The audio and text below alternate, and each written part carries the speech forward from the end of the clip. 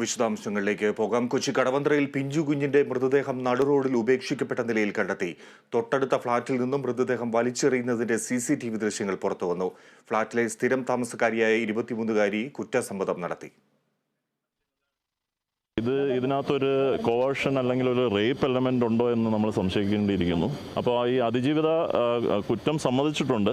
ഇൻക്വസ്റ്റും പോസ്റ്റ്മോർട്ടവും കഴിഞ്ഞിട്ട് ഈ മരണ കാരണം ഇപ്പോൾ വെളിപ്പെടുത്താൻ പറ്റും. പേരൻസിന്റെ ഇൻവോൾവ്മെന്റ് ഇല്ല. പെട്ടെന്നുള്ള ഒരു പാനിക്കിലായിരിക്കാം.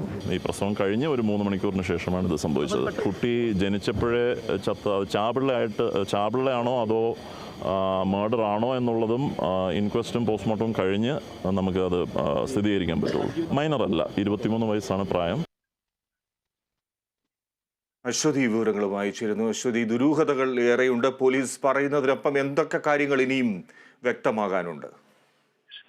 ഫിജി, ഈ പെൺകുട്ടിയുടെ ഒരു രാവിലെ ഇന്ന് വെളുപ്പിനാണ് ഈ പ്രസവം നടന്നത്. പെൺകുട്ടി വീട്ടിലെ ബാത്റൂമിലാണ് പ്രസവിച്ചത്.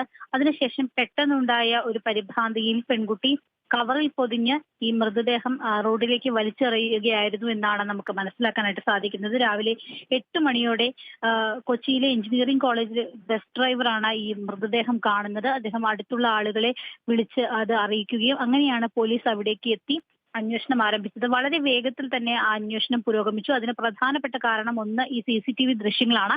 മറ്റൊന്ന് ഈ കുഞ്ഞിനെ പൊതിഞ്ഞ് എറിഞ്ഞിട്ടുള്ള ഈ കവറാണ്. അതൊരു പാഴ്സൽ കവറായിരുന്നു. അതിലെ അഡ്രസ്സ് നോക്കിയാണ് പോലീസ് വളരെ പെട്ടെന്ന് പ്രതിയിലേക്ക് എത്തുന്നത്. പക്ഷേ ഈ പെൺകുട്ടി ലൈംഗിക പീഡനത്തിന് ഇരയായിട്ടുണ്ടോ, അല്ലെ അത്തരത്തിൽ ചൂഷണത്തിന് ഇരയായിട്ടുണ്ട് എന്നാണ് പ്രാഥമികമായി ലഭിക്കുന്ന വിവരം. അത് പെൺകുട്ടിയുടെ മൊഴിയിൽ നിന്നാണ് ഇത്തരം വിവരങ്ങൾ പോലീസിന് ലഭിച്ചിരിക്കുന്നത്. അതുകൊണ്ട് തന്നെ ഇക്കാര്യത്തിൽ വിശദമായ അന്വേഷണമാണ് പോലീസ് നടത്തുന്നത്. ഈ വിശദമായ അന്വേഷണത്തിന് ശേഷമായിരിക്കും ഇതിലൊരു സ്ഥിരീകരണവും കൂടുതൽ കാര്യങ്ങൾ അറിയുവാനും സാധിക്കുകയുള്ളൂ. ഈ കുഞ്ഞ് ജനിച്ചത് ചാപിള്ളയായിട്ടാണോ എന്നൊരു കാര്യം കൂടി പോലീസ് സംശയിക്കുന്നുണ്ട്. അതിൽ പോസ്റ്റ്മോർട്ടം റിപ്പോർട്ട് വന്നതിന് ശേഷമാണ് ഒരു സ്ഥിരീകരണം ഉണ്ടാവുക.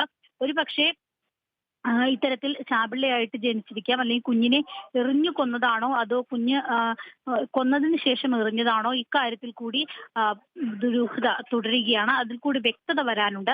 അതും പോസ്റ്റ്മോർട്ടം റിപ്പോർട്ടിന് ശേഷമായിരിക്കും വ്യക്തമായി അറിയാനായിട്ട് സാധിക്കുക. എന്തായാലും ഈ 23-കാരിയുടെ മാതാപിതാക്കൾക്ക് ഈ കുട്ടി ഗർഭിണിയായിരുന്നു എന്ന കാര്യത്തെ കുറിച്ച് അറിവുണ്ടായിരുന്നില്ല എന്നാണ് പോലീസ് പറയുന്നത്. അവർ അറിയാതെയാണ് ഇത്തരത്തിലുള്ള സംഭവങ്ങളെല്ലാം തന്നെ നടന്നിരുന്നത്.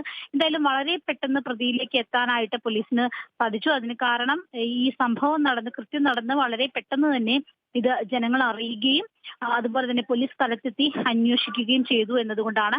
എന്തായാലും ഈ പോസ്റ്റ്മോർട്ടം റിപ്പോർട്ടും മറ്റും വന്നതിന് ശേഷമായിരിക്കും ഇതിന്റെ ഒരു സ്ഥിരീകരണം ഉണ്ടാവുക. ഒപ്പം തന്നെ പെൺകുട്ടി മാതാപിതാക്കൾക്കൊപ്പമാണോ ഈ ഫ്ളാറ്റിൽ താമസിക്കുന്നത്? തീർച്ചയായും ഈ ഫ്ളാറ്റിലെ സ്ഥിരം താമസക്കാരാണ് ഇവർ. 15 വർഷത്തോളമായി ഇവരിവിടെ താമസിക്കുന്നതാണ്. ഈ പെൺകുട്ടി മാതാപിതാക്കൾക്കൊപ്പം തന്നെയാണ് താമസിക്കുന്നത്. പക്ഷേ ഈ വിവരം മാതാപിതാക്കൾ അറിഞ്ഞിരുന്നില്ല. അതുകൊണ്ട് തന്നെ ഇത് ഈ ചാപിള്ളിയായിട്ട് ജനിച്ച കുഞ്ഞാണോ, അത് ഇതിന്റെ മാസം കണക്കാക്കേണ്ടതുണ്ട്. അക്കാര്യത്തിൽ ഒരു സ്ഥിരീകരണം വന്നിട്ടില്ല. നമ്മൾ പോലീസ് കമ്മീഷണറോട് അതേക്കുറിച്ച് ചോദിച്ചിരുന്നു. അപ്പോൾ അദ്ദേഹവും അത് തന്നെയാണ് പറയുന്നത്. അത് പോസ്റ്റ്മോർട്ടം നടപടികൾക്ക് ശേഷമായിരിക്കും കൃത്യമായി ഈ കുഞ്ഞ് എത്ര മാസത്തിലാണ് ജനിച്ചിട്ടുള്ളത് എന്ന കാര്യത്തിലും വ്യക്തത വരിക. അപ്പോൾ അതുകൂടി അറിഞ്ഞതിന് ശേഷം മാത്രമായിരിക്കും ഈ കാര്യത്തിൽ ഒരു സ്ഥിരീകരണം ഉണ്ടാവുക. നിലവിൽ ഈ പെൺകുട്ടി ലൈംഗിക ചൂഷണത്തിന് ഇരയായിട്ടുണ്ട് എന്നൊരു കാര്യമാണ് പോലീസ് പറയുന്നത്. അതിലും വിശദമായ അന്വേഷണം ആവശ്യമുണ്ട്. ഫിജി, ശരി. അശ്വതി കൊച്ചിയിൽ നിന്ന് റിപ്പോർട്ട് ചെയ്യുന്നു.